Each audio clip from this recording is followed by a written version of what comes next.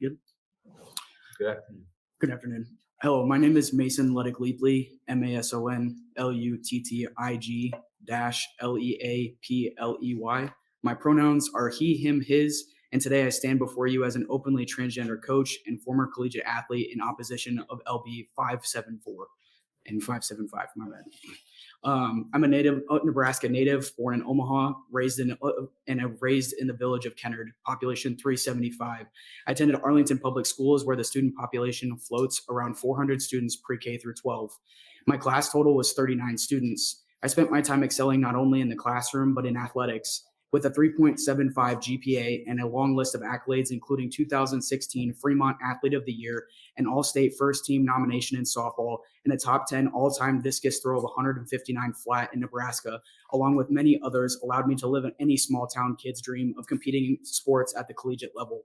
6 years later, I'm proud to have not only competed at the highest level of athletics, but also earned 5 degrees, including my bachelor's in criminal justice from St. Anselm College in Manchester, New Hampshire, and my master's in interdisciplinary studies at the University of South Dakota.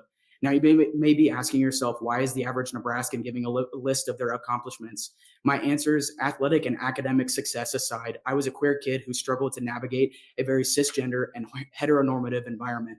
I knew I was very different from a young age. Unfortunately, I lacked the proper resources and language I needed to understand who I was. This led me to remain in the closet until I was a junior in high school. When I did come out as a masculine-presenting gay woman, I was the only openly LGBT plus individual in Arlington Public Schools. The few others I had known had been bullied until they transferred or were shipped off to conversion camps. These events, along with almost being kicked out of my own home, were reminders that stepping out of the norm brought serious consequences. I would only disclose my trans identity to a select few until 6 years later as a redshirted senior, when I felt confident enough to come out as a trans man. I spent the next 3 years as an openly transgender softball player and discus thrower advocating for LGBT plus rights. I'm here today to be a reminder that queer Nebraskans exist despite the state's active efforts to erase us.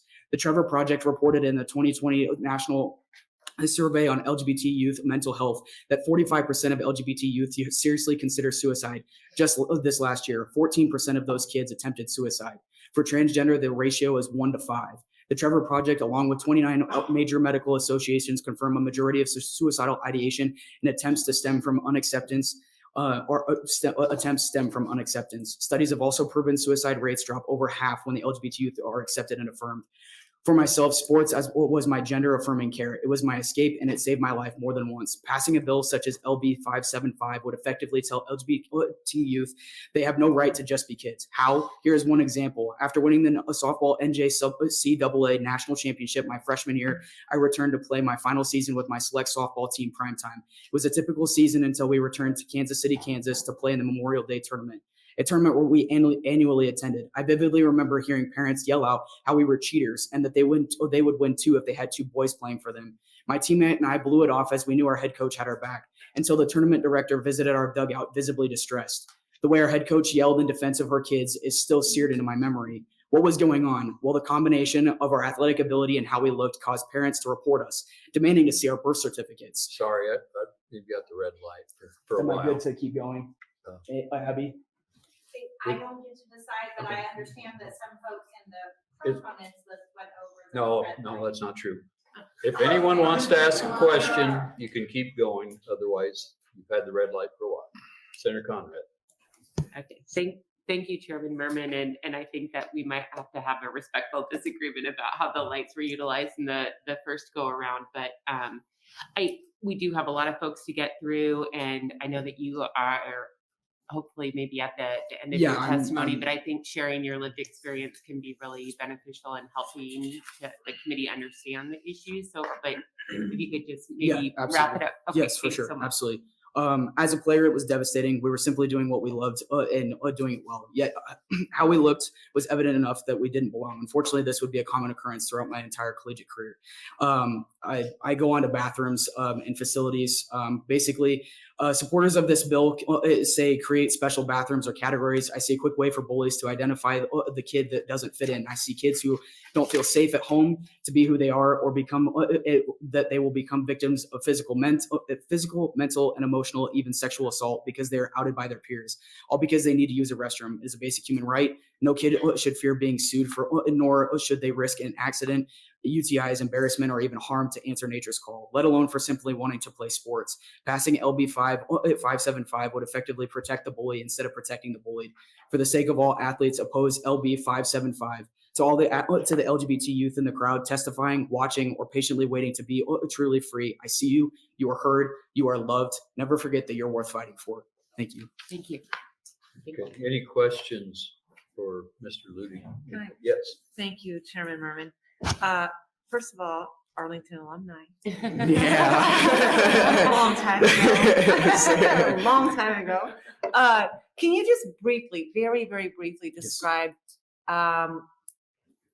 the sports during your high school years? Yes. So I was obviously out as a gay woman at the time. It was a struggle. I was directly told in high school that nobody cared if I was gay as long as I continued to break records and be good at my sport. As a kid who has successfully gone into college, it was a struggle because it was an identity crisis. Because once I walked away and graduated from college, I don't have, like I said, as an athlete now. So now I work with my kids to make sure that they know that they are more than their sport. It is definitely one of those things that it was a proponent of why I stayed in the closet until I got out, because I actually struggled with recruiting and stuff like that after I did come out as a gay woman. So let alone being trans, especially with the situations that have been brought up with Leah Thomas and several others. They don't see those comments, but I do. And so that caused me to attempt suicide more than once. And fortunately enough, I'm still here. So I advocate for kids like myself so that they can too continue to play. Sports are a huge advocate of keeping kids out of the foster care system, or helping them out of the foster care system and helping them stay out of the juvie system as well. So. Okay, all right. Thank you. Any other questions for Mason? Thank you. Thank you very much.